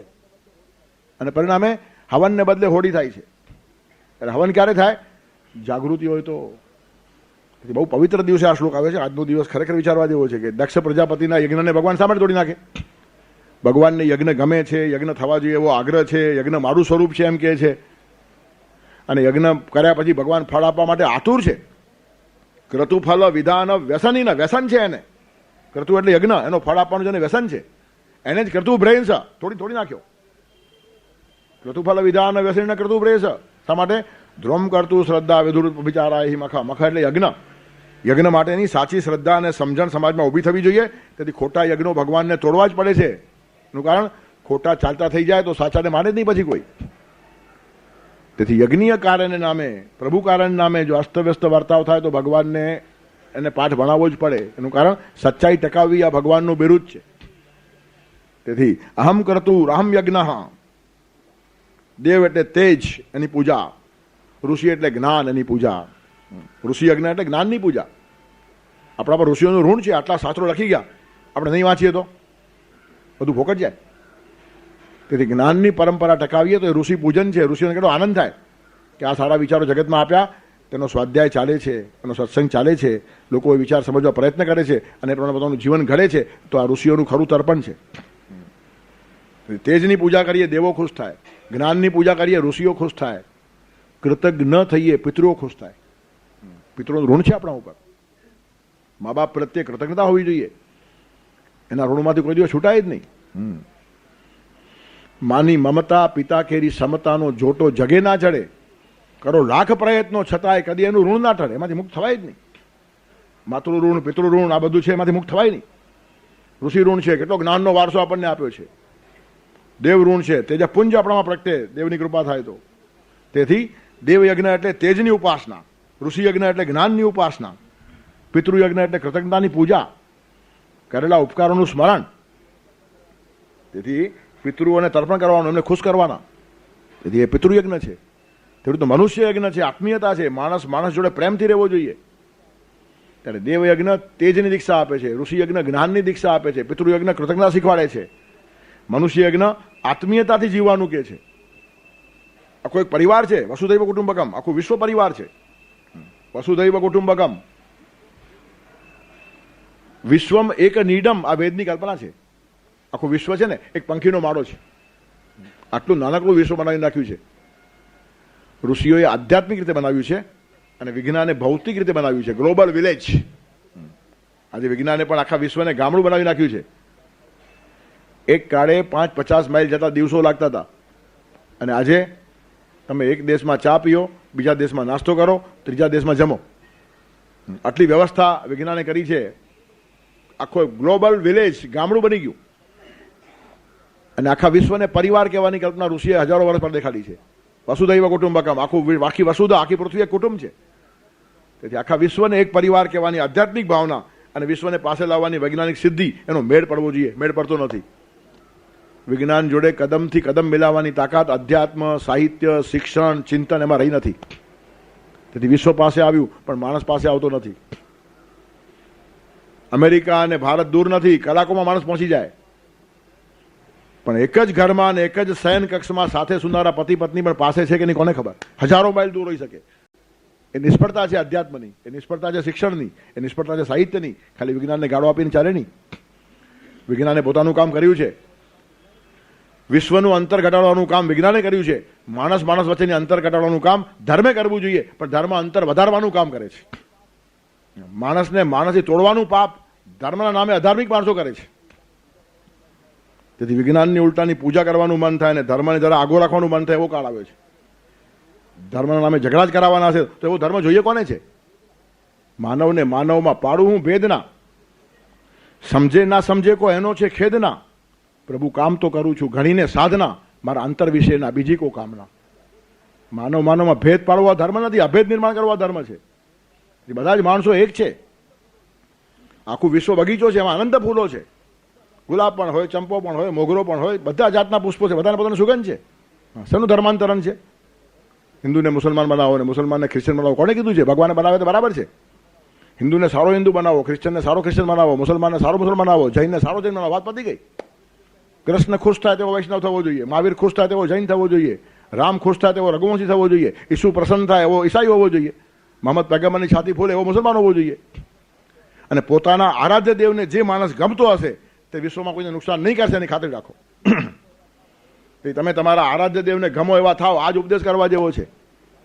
પણ અમારા જ થાવ ને અમારી પાસે જાઓ ને બીજે જાવ જ નહીં ને તમે વ્યભિચારી છો ને કેટલું ગટર ઉપરની વાતો ચાલે છે. નવાઈ લાગે આપણને. ધર્મ ક્ષેત્રમાં આટલો ભયંકર સડો ઘૂસ્યો છે અને પાછી વેશ્યાઓ પતિવ્રતાને ઉપદેશ કરતી હોય, ઠેકાણું પોતાનું ન હોય. વેશ્યાઓ પતિવ્રતા સ્ત્રીને ચારિત્રના પાઠ ભણાવે એવા ભયંકર કાળમાંથી પસાર થઈએ છીએ આપણે. પોતાના ચારિત્રનું ઠેકાણું નથી. 10 ઠેકાણે ફરનારી બાઈ દુનિયાને શીખવાડતી હોય પતિ દેવ છે ને પતિ પરમેશ્વર છે, આપણે આમ વર્તવું ને તેમ શું અસર પડે? તને 50 ઠેકાણે જોઈ છે અમે. તેથી આ બધા પાયાના મૂલ્યો છે. મને આ વાત ગમી એટલા માટે કે આજના પવિત્ર દિવસે આ શ્લોક આવ્યો છે. શિવજીનો ખોટ છે, મારો નથી. આ શિવજી આકુળ વ્યાકુળ છે. અને કેટલા વ્યાકુળ છે! દક્ષ પ્રજાપતિનો યજ્ઞ બાળીને ભસ્મ કરી નાખ્યો. આટલી ચીડ છે શિવજીને. અને તે દિવસે યજ્ઞ આવીને ઉભો રહ્યો. જો કલ્પના પણ નહીં હતી. આજે સવારનો જ આઈડિયા આવ્યો કે શિવરાત્રી છે ને આ શ્લોક આવ્યો. કમાલ છે. તેથી હું જ યજ્ઞ છું એમ કહેનારો ભગવાન યજ્ઞને બાળે છે. કમાલ છે. એનું કારણ એ યજ્ઞ છે જ નહીં. એમાં અહંકાર પુષ્ટિ ચાલતી હોય છે એકાદ વ્યક્તિની. દક્ષ પ્રજાપતિ પોતાનો ડાયો સમજતો હતો. તેથી અહમ કરતું રહમ યજ્ઞ. દેવયજ્ઞ એટલે તેજ પૂજા, ઋષિ યજ્ઞ એટલે જ્ઞાન પૂજા, પિતૃયજ્ઞ એટલે કૃતજ્ઞતાની પૂજા, મનુષ્ય યજ્ઞ એટલે આત્મીયતાનો ભાવ, અને ભૂત યજ્ઞ એટલે કરુણા, પ્રાણી માત્ર ઉપર કરુણા. તેથી આ પંચ મહાયજ્ઞો થાય ને તો માણસ તેજસ્વી થાય, જ્ઞાની થાય, કૃતજ્ઞ થાય, બધાનો આત્મીય થાય અને દયાસભર કરુણાથી ભરેલો થાય. હવે આવો માણસ એટલે પતી ગયો. જીવતો જાગતો યજ્ઞ છે આ માણસ પોતે. તેથી આ પંચ મહાયજ્ઞોની પછવાડીનો સ્પિરિટ ધ્યાનમાં આવવો જોઈએ કે શું કહેવા માંગે છે. આ સ્માર્ત યજ્ઞ છે અને એ જ માણસ જાગૃત છે. આ યજ્ઞની અંદરની પ્રક્રિયાને સમજી લે. આપણે યજ્ઞનો બાહ્યાચાર કરીએ છીએ, અંદર બધું ખોવાઈ જાય છે. ધર્મ હોય, યજ્ઞ હોય, સત્કાર્ય હોય, બધું બહારનો આડંબર વધારે કરવાનો. કાચરીની ઉપાસના અને કોપરું ખોવાઈ જાય. નાળિયેરમાં 12 કાચરી હોય ને એની પૂજા ચાલતી હોય. અંદરનો ગર્ભ છે ખરો મહત્વનો છે. તેથી બાહ્યાડંબરમાં આત્મધન ખોવાઈ જાય છે, આત્મધન હરાઈ જાય છે. સાધનોનું મહત્વ વધતું જાય છે અને સાધનાનું મહત્વ ઘટતું જાય છે. સાધનો બહાર છે, સાધના અંદર છે. તેથી અંદરની વિશુદ્ધિ એ બહુ જ મહત્વની છે. પણ બહારના જ પ્રયત્નો આપણે ખાલી કરતા હોઈએ છીએ. જો કે હવે એમાંથી બી ગયા છીએ. હવે બહાર પણ શુદ્ધિકરણ ક્યાં છે? સ્વચ્છ અને સારા સાફ મંદિરો બહાર બી ઓછા જોવા મળશે. ગંદકી જ કરવાની ત્યાં જઈને પણ થોડુંક બહાર ધ્યાન આપતા હશે ને તો પણ અંદર ધ્યાન છે જ નહીં. તેથી અહમ કરતું રહમ યજ્ઞ સ્વદા અહમ. પિતૃઓને જે અન્ન અપાય છે તે પણ હું છું. પિતૃ તર્પણ છે, કૃતજ્ઞતાનો ભાવ છે એની પછવાડે. એનાથી પિતૃ અને ઋષિઓ તૃપ્ત થાય. અહમ ઔષધમ, હું જ ઔષધ છું. ઔષધ એટલે અન્ન. અન્ન ભગવાન છે. અન્નમ બ્રહ્મેતિ વેજાનાત. અન્ન એ બ્રહ્મ છે. અન્નનો બગાડ કરો નહીં. અન્ન બગાડનારો માણસ ભગવાનને બગાડે છે, ભગવાનને ત્રાસ આપે છે. કોઈ દિવસ થાળીમાં એઠું છોડાય નહીં. અન્નમ ન નિંદ્યાત. આ અન્નની નિંદા છે. એ પરમાત્માની ઉપેક્ષા છે. જોઈએ એટલું લો અને આગ્રહ કરીને કોઈને પીરસો નહીં. એનું કારણ વિચારો ક્યાંથી? એને પોતાનું માપ ખબર છે. આગ્રહ ઠીક છે, હવે સાધારણ તમે જરા કહો લો તો સારું, બસ પછી પરાણે નાખી જ દેવાનું, કેટલા તો મોઢામાં આમ નાખે, અરે પણ શું રહ્યું છે આટલું બધું? હા, ખા ખા ખા, તને ભાન નથી, તને ભૂખ છે, અમને ખબર છે. હા, હાથ છે ને, મારી ભૂખ મને ખબર છે, મારી હેલ્થ મને ખબર છે, તમારો ભાવ સાચો છે, તમે કહો, એ તો મૂકી રાખો ને. એના એ દ્રષ્ટિએ બુફે સિસ્ટમ સારી, જેને જે જોયું તો લે. પણ આપણે એમાં બગાડે છે માણસો, હદ છે ને, ડબલ બગાડે છે ઉલટાનું. એનું કારણ બીજી વાર લેવા કોણ છે? ભરી કાઢો ને એક વાર, પછી ફેંકી દેશું, નહીં ખાવાય તો. આપણે તો સેમ્પલ છીએ ખરેખર. આગ્રહ ન કરે તો બગાડીએ એવા છીએ. તેથી કોઈને ખોટો આગ્રહ કરો નહીં. જમવા બેઠા પછી સંકોચ કરશે જ નહીં માણસ. સંકોચ કરનાર જ્યાં થતો હોય તો જમો જ નહીં. જેના ઘર સંકોચ થાય જમવું જ નહીં. અને જમવા ગયા સંકોચ કરવો નહીં, કારણ કે એના ઘરે જમવા જેવો વ્યવહાર છે આપણો, સંકોચ શા માટે કરવાનો? પછી તો જમવા શા માટે આવ્યો? જવું પણ સંકોચ કરવો હોય તો મૂર્ખાઈ છે. જેના ઘરે સંકોચ લાગતો હોય તેના ઘરે જમવા જ નહીં જાઓ, પછી પ્રશ્ન જ ક્યાં આવ્યો? અને જાઓ ત્યાં સંકોચ રાખો નહીં, એનું કારણ જમવા જેવા સંબંધ છે, સંકોચ ન રાખવાનો. જોઈએ તો માગીને લો, ચાલ પેરસ, એમાં શું છે, મને ભાવ્યું આ. પણ આટલી સરળતા છે જ નહીં, બધું અટપટું. જોઈતું હોય તો પણ આ સંકોચ કરે ને, પેલાને બી ખબર છે સંકોચ કરે, માટે આગ્રહ કરે ને, અને આગ્રહ કરશે એની ખાતરી છે માટે પાછો આ સંકોચ કરે, એવું બધું ગોળ ગોળ ચાલતું હોય. સામાન્ય જમવાની વાતમાં બી સીધો નથી માણસ. હા, એટલે માણસ જેવો નમૂનો જ કોઈ નહીં. કોઈ વ્યવહાર આપણો સરળ નથી. અન્નનો બગાડ, અન્નમ બ્રહ્મેતિ જાનાર. ઘણા માણસો પેલી કોલ્ડ ડ્રિંકની બાટલી એમાં થોડું છોડી દેવા, પી નાખને, આટલામાં શું વધ્યું બાકી? પણ એ પી જાય તો પછી એના સામે આમ જોયા તો ભૂખ્યો છે, બધું ખાઈ ગયો. એટલે જે ડાયો તે મૂર્ખો ગણાય, એનું નામ. દુનિયાને ઊંધા ચશ્મા, ડાયા દીવાના લાગે. આખી થાળી સાફ કરે જો તો ભૂખડી બાર બધું ચાટી ગયો, અને પોતે છોડે તો ડાયો. આનું નામ કલયુગ. જે પ્રશસ્ય છે તે નિંદે લાગે, અને નિંદે હોય તો પ્રશસ્ય લાગે. તેથી બિલકુલ એઠું છોડો નહીં. અન્નની ઉપેક્ષા છે, બગાડ કરો જ નહીં. અન્ન પરમાત્માનું સ્વરૂપ છે. પચામ્યન્નમ ચતુર્વિધમ, અન્ન ભગવાન ખાય છે ને ભગવાન પચાવે છે. તેથી જોઈએ એટલું લો, પ્રેમથી લો, શાંતિથી લો અને પૂરું કરો. એઠી છણોની વાત નહીં. અન્નમ ન નિંદ્યાત, અન્નમ બહુ કુર્વીત. ખૂબ અન્ન પકવો. કયું રાષ્ટ્ર શ્રીમંત છે જેની પાસે અન્ન છે તે શ્રીમંત? દુનિયામાં એક નિયમ છે, પૈસા ગમે એટલા હશે, ડોલર ખવાતા નથી, મશીનરી ખવાતી નથી, ગમે એટલી ફેક્ટરીઓ હોય, ભૂખે મરવાનો દાડો આવે, લડાઈ શરૂ થાય ને ત્યારે કયું રાષ્ટ્ર ટકે જેની પાસે ખાવાનું અનાજ છે? શું મશીન ખાવાના હતા? તેથી મશીનરીને જંગલ ઉભા કરીને રાષ્ટ્ર ઊંચું ના આવે. અનાજ જેટલું વધારે તે માણસ શ્રેષ્ઠ છે. અન્નમ બહુ કુર્વીત. ઋષિને ખબર હતી કે સૌથી વધારે અન્ન પકવો. પહેલી વાત, અન્ન એટલે જ પ્રાણ. જેની પાસે અનાજ છે તે દેશ શ્રીમંત, અનાજ ન હોય તો કંગાળ. એનું કારણ જ્યાં અનાજ છે તેના પગ ચાટવા જ પડે અને બધી ટર્મ્સ માનવી પડે. એનું કારણ ખાધા વગર રહેવાતું નથી. અન્નથી મારા રાષ્ટ્ર શ્રીમંત થાય છે, મશીનરીથી નહીં. કશું ખાવામાં કામમાં નહીં લાગે. રૂપિયાની નોટ ચવાતી નથી, છાપ્યા જ કરી બેઠા બેઠા આપણે. તેથી અન્નમ બહુ કુર્વી. તો અન્ન પરમાત્માનું સ્વરૂપ છે, અને ઔષધ પણ પરમાત્માનું સ્વરૂપ છે. અમે દવા પીતા નથી એમ કહો નહીં, દવા પીઓ. દવામાં સારા ગુણો ભગવાને જ મૂકેલા છે. દવામાં ગુણ ક્યાંથી આવ્યા? ડોક્ટરે મૂક્યા નથી. જે ઔષધિ બને છે તે જાત જાતના પદાર્થોમાંથી બને છે. એની અંદર રહેલા ગુણધર્મો ભગવાને મૂકેલા છે. ઔષધમ જાહ્નવી તોયમ વૈદ્યો નારાયણો હરિ. ઘણા માણસોને ઊંધો અર્થ કરે. હવે દવા બવા શું? હવે તો જાહ્નવી તોયમ, બસ ગંગાજલ જ અમારી દવા છે. અને હવે વૈદ કંઈ નહીં, વૈદ્યો નારાયણો હરિ. આ એક અર્થ છે. બીજો અર્થ પણ છે. ઔષધમ જાહ્નવી તોયમ, દવા છે ને ગંગાજલ છે એમ સમજીને પીસ. ગંગાજલ જ દવા છે એમ પણ સમજાય, અને દવા જ ગંગાજલ છે મારા માટે અત્યારે. તેથી અમે દવા પીતા નથી એમ કહેનારા માણસો ભક્ત નથી. અમને ભગવાન સારું કરશે. શું કામ ભગવાનને હેરાન કરે છે? ડોક્ટર કરતો કરે ને, ભગવાનને આરામ રહેશે. એ બધા ભગતો બહુ ભયંકર હોય છે. દરેક વાતમાં ભગવાનને ત્રાસ આપે. હવે જે એકાનાની ટીકડીથી પત્તું હોય તેમાં ભગવાનને હેરાન કરવાનું, એને ઘણા કામ કરવાના છે. તેથી અમે દવા નથી પીતા એટલે આપણે તારા આપણો હો કેવો પહોંચી ગયો, મારે દવા પીતો નથી. અરે મૂર્ખ છે, એને ખબર નથી ઔષધ ભગવાન છે. આમ ઔષધ, હું ઔષધ છું. તેથી બે ચાર આને ટીકડીથી જે કામ થતું હોય તેના માટે ભગવાનની રાહ જુઓ નહીં. ભગવાન સારું કરશે ચોક્કસ. પણ ભગવાન પોતે ઔષધ છે. એ ભગવાનને, ઔષધને ભગવાન સમજીને પીશો, ગંગાજળ પીશો તો ભગવાન સારું કરશે. તેથી આપણે ત્યાં બધી ધર્મના નામે પણ કેટલી મૂર્ખાઈઓ ઘૂસી ગઈ છે. વૈદ્યો નારાયણો હરિ. નારાયણ હરિ વૈદ છે એમ નહીં, આવેલો વૈદ પણ નારાયણ છે. એનું કારણ એમાં ભગવાન ન હોય ને તો એને સાચું સૂઝે જ નહીં. તમને તપાસતો હોય ને ત્યારે ઘણી વાર ડાયોગ્નાઇઝ સાચું ન થાય. એ ક્યારે થાય? પરમાત્મા એના મગજમાં બેસે ત્યારે. 10 ડોક્ટરો નિષ્ફળ જાય, 11 મગજ તમને ખબર નહીં આ રોગ છે. એને કોણે કીધું? ભગવાને કીધું. એનું મગજ કામ કરે, પહેલાં 10નું કામ નહીં કર્યું. તેથી ભગવાન ડોક્ટર છે, એક જેમ સાચી વાત છે તેમ ડોક્ટરમાં પણ ભગવાન છે. મેં ઘણા ડોક્ટરો જોયા છે. ઓપરેશન થિયેટરમાં જાય ને ત્યારે પહેલાં મંદિરમાં જાય. ઓપરેશન થિયેટરમાં એક મંદિર રાખે, ત્યાં ભગવાનને પગે લાગે અને પ્રામાણિકતાથી ભગવાનને કહે કે આ બધા સાધનો હાથમાં લઉં છું અને પેલા માણસનું પેટ ચીરું છું, પણ ભગવાન હું પણ તારા હાથનું સાધન છું, હું એને ચલાવું છું અને તું મને ચલાવે છે. તું ઠીક નહીં ચલાવે તો આ ઠીક નહીં ચાલે. આ ખરો ડૉક્ટર છે, એને ખબર છે કે આ બધું ચાલે છે એમાં. અરે એકાદ ના સાડી એવડી કપાઈ જાય, પતી ગઈ વાત. પછી કહે થોડું ઓપરેશન ટેબલ મરી ગયો, મરી શું કે ભૂલ થઈ ગઈ. આટલા ઝીણા ઝીણા તંતુઓ ભેગા હોય છે. એક બેનને કંઈ અહીંયા ઠોકર વાગેલી, લોહી બોહી નીકળ્યું, પછી ટાંકા લેવા જ પડે, લોહી બંધ જ ના થાય. એ ટાંકા લીધા. હવે આંખની કોઈ બીજી નસ ભેગી સિવાઈ ગઈ, તે સતત માથું દુખ્યા જ કરે 6 મહિના સુધી, ઉપાય જ નહીં. એ બેન પોતે ડૉક્ટર હતા પાછા. પછી ફરીથી ઓપરેશન કર્યું, ખોલી ખબર પડે એક નસ ખોટી સિવાઈ ગઈ, પછી કાઢી નાખી, પછી સારું થઈ ગયું.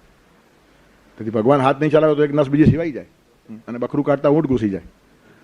તેથી ડૉક્ટર પણ સર્વસ્વ નથી. તેથી ભગવાન ડૉક્ટર છે તેમ ડૉક્ટરમાં પણ ભગવાન છે. ભગવાન એના બુદ્ધિને ગાઈડ કરે છે, ભગવાન એના હાથને ચલાવે છે. તો હાથને જરા ઝટકો વાગે તો એકનું બીજું થઈ જાય. ત્યારે કહેવાનું તત્પર શું છે કે ઔષધથી પણ દૂર ભાગો નહીં. ગંગાજલ તો ઔષધ છે, પણ ઔષધ ગંગાજલ છે એટલું પવિત્ર સમજીને દવા લેવાની તૈયારી રાખવાનું, કારણ બધામાં જ ભગવાન છે. તેથી અહમ કરતું, અહમ યજ્ઞ, સ્વદાહમ, અહમ ઔષધમ, મંત્ર અહમ, એક મંત્રમાં ભગવાન છે. શાસ્ત્રો તો કહે છે અમંત્રમ અક્ષરમ નાસ્તિ, એક અક્ષર અમંત્ર છે જ નહીં. દરેક અક્ષરનો કંઈ ને કંઈ અર્થ છે, કોઈક ને કોઈક ભાષામાં. આપણે બધી ભાષાઓ જાણતા નથી, પણ દરેક અક્ષરની પછવાડે કંઈક અર્થ છુપાયેલો છે. ત્યારે મંત્રની પછવાડે પણ ભગવાન ઉભેલો છે. એનો ભાવ રાખો તો મંત્ર ફળશે. દેવે તીર્થે દ્વિજે મંત્રે દૈવજ્ઞે ભેષજે ગુરવ યાદૃશી ભાવના યસ્ય સિદ્ધિર ભવતી તાદૃશી. મંત્ર ખાલી ફળતો નથી, મંત્ર પછવાડી તમારી ભાવના ફળે છે. ઘણા માણસો પૂછે કયા મંત્રનો જપ કરીએ? ગમે તે કર, ભાવથી કર.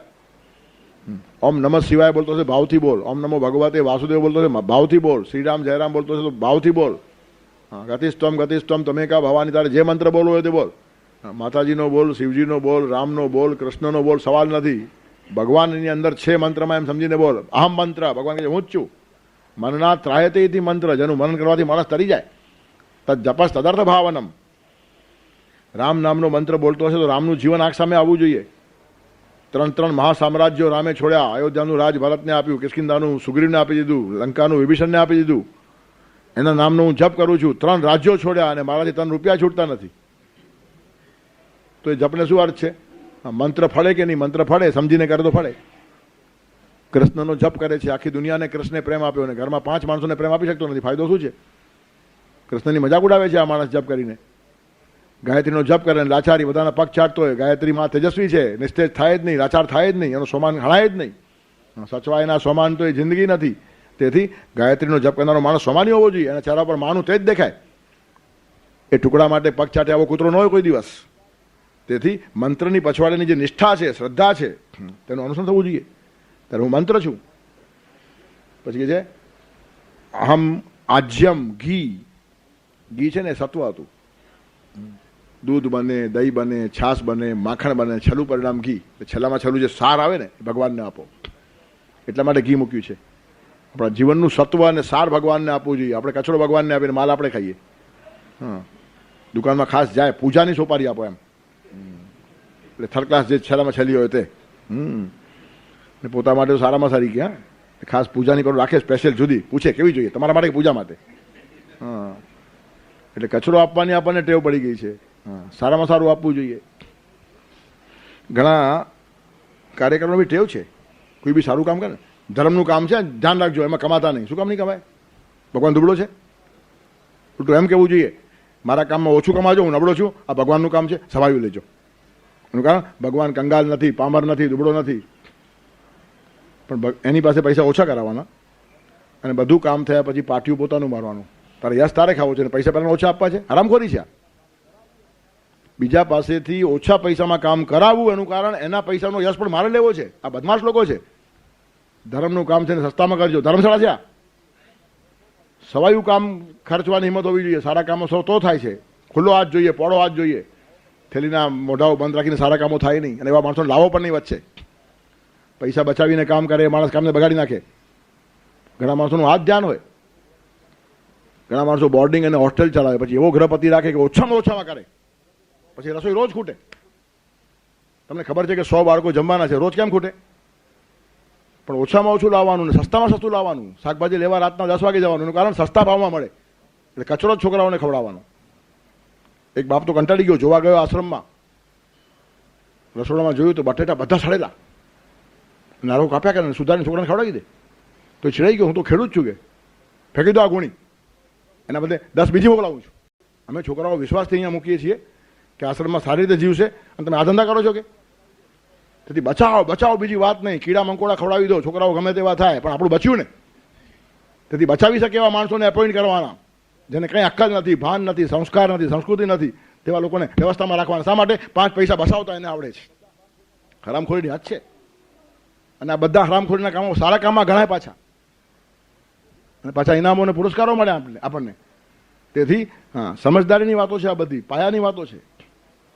ખર્ચવાની હિંમત હોવી જોઈએ. રૂપિયાનો સવા ખર્ચના તો સારા કામમાં આવડે તો આવો જ નહીં. એનું કારણ નવી પેઢી તૈયાર કરવાની છે. સડેલા બટાકા ખાઈને સારા છોકરાઓ નહીં પાકે. તેથી આવતીકાલે સમાજમાં એક સારો નાગરિક ઊભો કરવાનો છે, તો એને ટેવ પાડો, નહીં તો આજ શીખશે કે હરામખોરી કરીને બચાવો બચાવો બચાવો, કોઈ સંસ્થા પૈસા લઈ જવાની છે ઉપર. તેથી સારા કામમાં પ્રવેશ કરતી વખતે કેટલી બધી પરેજીઓ છે, પણ ધ્યાનમાં આવતું જ નથી. પૈસા બચાવે એનો આનંદ. કોણ સસ્તામાં કરી આવશે, ચલો શું સસ્તામાં કરી પાછા કરી આવશે? મેં આવા માણસો બી જોયા છે. એક કામ ચાલતું હતું, એક ભાઈએ 1 લાખ રૂપિયા આપ્યા, અને શું કીધું ખબર છે? આમાંથી જો 1 પણ પૈસો બચશે તો તમે કામ ચોરી કરી છે એમ માનીશ. આ બધાને બધા ખર્ચી નાખો, અને ઓછા પડ્યા છે મારી પાસે પાછા લેવા આવજો, તો તમે દિલથી કામ કર્યું છે એમ માનીશ. આવા મર્દોથી કામ થાય, મુર્દાઓથી કામ ના થાય. હા, આજે મુર્દાઓ કામ કરે છે, એમની સ્મશાન યાત્રાઓ ચાલે છે, અને નામ શોભાયાત્રા અપાય છે. એક પણ જીવતો માણસ દેખાય નહીં. સત્યનિષ્ઠા નહીં, સમાન નહીં, મૂલ્યો નહીં, કશું જ નહીં. ખાલી સંપત્તિ એકઠી કરો એકઠી કરો એકઠી કરો, અને પરિગ્રહથી પીડાતા પીડાતા એક દિવસ મરી જાઓ. તો દુનિયાના માણસો એ જ કરે છે. તમે આ ક્ષેત્રમાં શા માટે આવ્યા? ધર્મનું ક્ષેત્ર કેટલું પવિત્ર છે, કોઈનું લોહી ચૂસો નહીં અહીંયા. ઉલટો એક એક માણસ પુષ્ટ થવો જોઈએ, એના તરફ ધારણા હોવી જોઈએ. ન પરવડે તો ઓછું થોડું કામ કરો. કોણ તમને ગાજર ખવડાવીને વધારે કામ કરવાનું કહે છે? પણ તમાશા જ કરવા છે, કામ કરવું જ નથી. તેથી આજે શિવના દર્શન કરવા જાઓ તો શિવજીએ શા માટે યજ્ઞ બાળ્યો એનું ચિંતન કરજો. એટલા માટે આ બધું બોલું છું, મને કંઈ જરૂર નથી. નહીં તો અમે દર્શન કરી આવ્યા. શું કરી આવ્યા? ભાંગ પી આવ્યા ને ગાંડા થઈ ગયા. તેથી દર્શનની સાથે માર્ગદર્શન જોઈએ છે. સમાજની અંદર કામ તો થાય, ખાલી વાતો કરીને કામ નહીં થાય. ભાષણોથી કોઈ દિવસ સમાજ સુધરો જ નથી. તેથી ભાષણો આપણને સ્પર્શવા જોઈએ, અડવા જોઈએ, મૂલ્યનિષ્ઠા જીવનમાં આવી જોઈએ, ચારિત્ર નિર્માણ થવું જોઈએ. તેથી આમ આજ્યમ ઘી અર્પણ કરવું એટલે સર્વસ્વ આપવું છે. કેટલું રૂપાંતર છે. દૂધ, દહીં, છાશ, માખણ ને ઘી, એટલે છેલ્લામાં છેલ્લું સત્વ છે ને, એ હોમી દેવાની તૈયારી હોય, તેનાથી સારા કામો થાય. સમર્પિત માણસો કામ કરે. ભોગી માણસો શું કામ કરવાના હતા? વિલાસી માણસો શું કામ કરવાના હતા? એ બચાવીને પોતાના ભોગ પહોંચશે અને 5 સ્ટાર હોટલમાં જઈને શરાબ પીશે. શું ધર્મનું કામ કરશે? તેથી ધર્મનું કામ કરતી વખતે સત્વ સમર્પિત કરવાની વૃત્તિ એ ઘી એનું પ્રતીક છે. આમ આજ્યમ, આમ અગ્નિ, હું જ અગ્નિ છું. તેજસ્વી માણસ હોવો જોઈએ, અને ઉપયોગી તેજ છે. આખા સમાજની રસોઈ રાંધી આપે અગ્નિ. પણ કોઈ છંછેડે તો બાળી પણ નાખે, એની તાકાત હોવી જોઈએ. હા, સારું કામ કરવું એટલે વેવલાઈ નથી ઘર કાચનું મારું કે પથ્થરથી ડરી જાઉં, નથી મુજ મલ રેતી પર કે લહેરોથી હું ગભરાઉં, નથી કાળાશ કો ચહેરે કે દર્પણથી હું શરમાઉં. આરીસા સામે ઉભવાની હિંમત હોવી જોઈએ. ચહેરા ઉપર જરા પણ કાળાશ નથી. તમારા માટે કોઈ માણસ અસ્તવ્યસ્ત બોલે તો એના જ મોઢા થોડા દિવસમાં કાળા થઈ જાય. આવું તમારું ચરિત્ર હોવું જોઈએ. ખોટા માણસોને વાણીથી જવાબ ના અપાય, જીવનથી જવાબ અપાય. એક ચિંતકને કોઈએ પૂછેલું કે તમારા માટે લોકો અસ્તવ્યસ્ત બોલે તમે શું કરો? શું જવાબ આપો? જવાબ જ નહીં આપું. હું એવું જીવીશ કે કોઈ માણસ એમનું માને જ નહીં. પતી ગઈ. તેથી હલકા આક્ષેપોનો જવાબ વાણી નથી, જીવન છે. તેથી જીવન જ આવું તેજસ્વી હોવું જોઈએ કે તમારા ઉપર કલંક લગાડનારનું મોઢું જ કાળું થઈ જાય. ડામર ચીટકે મોઢા ઉપર ને સમાજમાં મોઢું દેખાડતા માણસ શર્મા એવા દિવસો એને આવીને ઉભા રહે. આવું અગ્નિનું તેજ હોવું જોઈએ. તેથી ઉપયોગી છે. રસોઈ પણ રાંધી આપે, અને છંછેડો તો આગ છે. તું બિગડે તો બાત બને સબ, તું જાગે તો બાત બને સબ, તું બિગડે તો ક્રાંતિ. એટલે કહેવાનું તાત્પર્ય શું છે? આગના 2 ગુણો છે. રસોઈ પણ રાંધે ને બાળી પણ શકે. અને બધા તેજસ્વી માણસો આવા હોવા જોઈએ, ઉપયોગી હોય. પણ કોઈ છંછેડીને ખિસ્સામાં જાય તો કોઈના ખિસ્સામાં જાય નહીં. અગ્નિ કોઈના ખિસ્સામાં ના જાય. તેથી અહમ અગ્નિ સત્કાર્ય કરવાની આ બધી પ્રવૃત્તિઓ છે. છેલ્લે કહે છે અહમ હુતમ, હવન ક્રિયા પણ હું છું. તમે જો હોમો છો ને તેની પછવાડે પવિત્ર ભાવ હોય. એટલે જ મેં કીધું હવન અને હોળીમાં ફરક છે. ગમે તેમ નાખવું અને બાળવું તો હોળી, ગામનો બધો કચરો હોળીમાં બળાય, પણ યજ્ઞની અંદર પવિત્ર વસ્તુની આહુતિ હોય. સારી સારી વાતોને સૌથી સારી વાત છે આપણને મનગમતી વાત એટલે આપણો અહમ, એ હોમો એટલે હવન થાય. તેથી અહંકારની આહુતિ બિન બધા યજ્ઞો અધૂરા છે. જ્યાં સુધી અહંકાર હોમાતો નથી ને ત્યાં સુધી બધા યજ્ઞ અધૂરા છે. અહંકારની દિવાલ માણસને તોડી નાખે અને સ્નેહનો સેતુ માણસને જોડી નાખે. આઈ ઊભો હોય તો દિવાલ અને પડે તો સેતુ. આઈ એટલે અહંકાર, એ ઊભો હોય તો દિવાલ બની જાય, તોડી નાખે માણસોને, અને આડો પડે તો સેતુ બની જાય, જોડી નાખે. તેથી આઈ પાડતા આવડવો જોઈએ, બીજું કંઈ કરવું નથી. આઈને આડો પાડો એટલે યજ્ઞ થઈ જાય, અને ઊભો રાખો તો યજ્ઞ ખલાસ થઈ જાય. તેથી આઈ ઇઝ ઓલવેઝ કેપિટલ. પાછું આઈ એવો છે જ્યાં આવે ત્યાં મોટો જ હોય. બીજા અક્ષરો પહેલા આવે તો મોટો, આપણા વચ્ચે આવે તો મોટો. ઘણા માણસો આવા હોય જ્યાં જાય ત્યાં મોટા થઈને ઉભા રહે. સરળ થઈ જાઓ, અહંકારની આહુતિ આપો, સેતુ બનશે, સ્નેહ સર્જાશે અને મોટું કામ થશે. તેથી અતિશય મહત્વનો શ્લોક આજના પવિત્ર દિવસે આવ્યો છે. ભગવાન શિવજીને પ્રાર્થના કરીએ કે તમે જેવો ઈચ્છો છો એવો યજ્ઞ કરવામાં અમને નિમિત્ત બનાવો. તમે જ અમને સાચી બુદ્ધિ આપો, સારી બુદ્ધિ આપો. તમે જ કરતું છો, તમે નહીં સારો વિચાર નહીં આવે. અમે સમર્પિત છીએ, પણ તમે અમને સારી સારી બુદ્ધિ આપતા જાઓ. આપે જ છે ભગવાન, માગવાની બી જરૂર નથી. કૃતિ પણ અમારા હાથે સારી થાય, એમાં સ્વાર્થની બદબુ ના આવે, સેવાની સુગંધ ફેલાતી હોય. સત્વ પણ અમે અર્પી શકીએ, જેમ ઘી અર્પવાનું છે ને તેમ સત્વનું સમર્પણ કરીએ. ત્યારે આજના દિવસે શિવજી પાસે આ ચીજ માગવા જેવી છે. અહંકારની આહુતિ આપવાની ને આવું પવિત્ર જીવન પરમાત્મા પાસેથી માગવાનું. ત્યાર પછી ભગવાન પોતાની ભૂમિકા ભજવે છે કે જગતમાં હું શું શું છું તેનું વર્ણન કરી રાખશું આવતા રવિવારને માટે. પિતાહમસ્ય જગતો માતા ધાતા પિતામહ વેદ્યમ પવિત્રમોંકારમ વૃક્ષામયજુરેવ ચ વસુદેવસુતં દેવં કંસચાણૂરમર્દનમ દેવકી પરમાનંદમ કૃષ્ણં વંદે જગદ્ગુરું. ગુરુર્બ્રહ્મા ગુરુર્વિષ્ણુ ગુરુર્દેવો મહેશ્વરઃ ગુરુઃ સાક્ષાત પરબ્રહ્મ તસ્मै શ્રી ગુરવે નમઃ.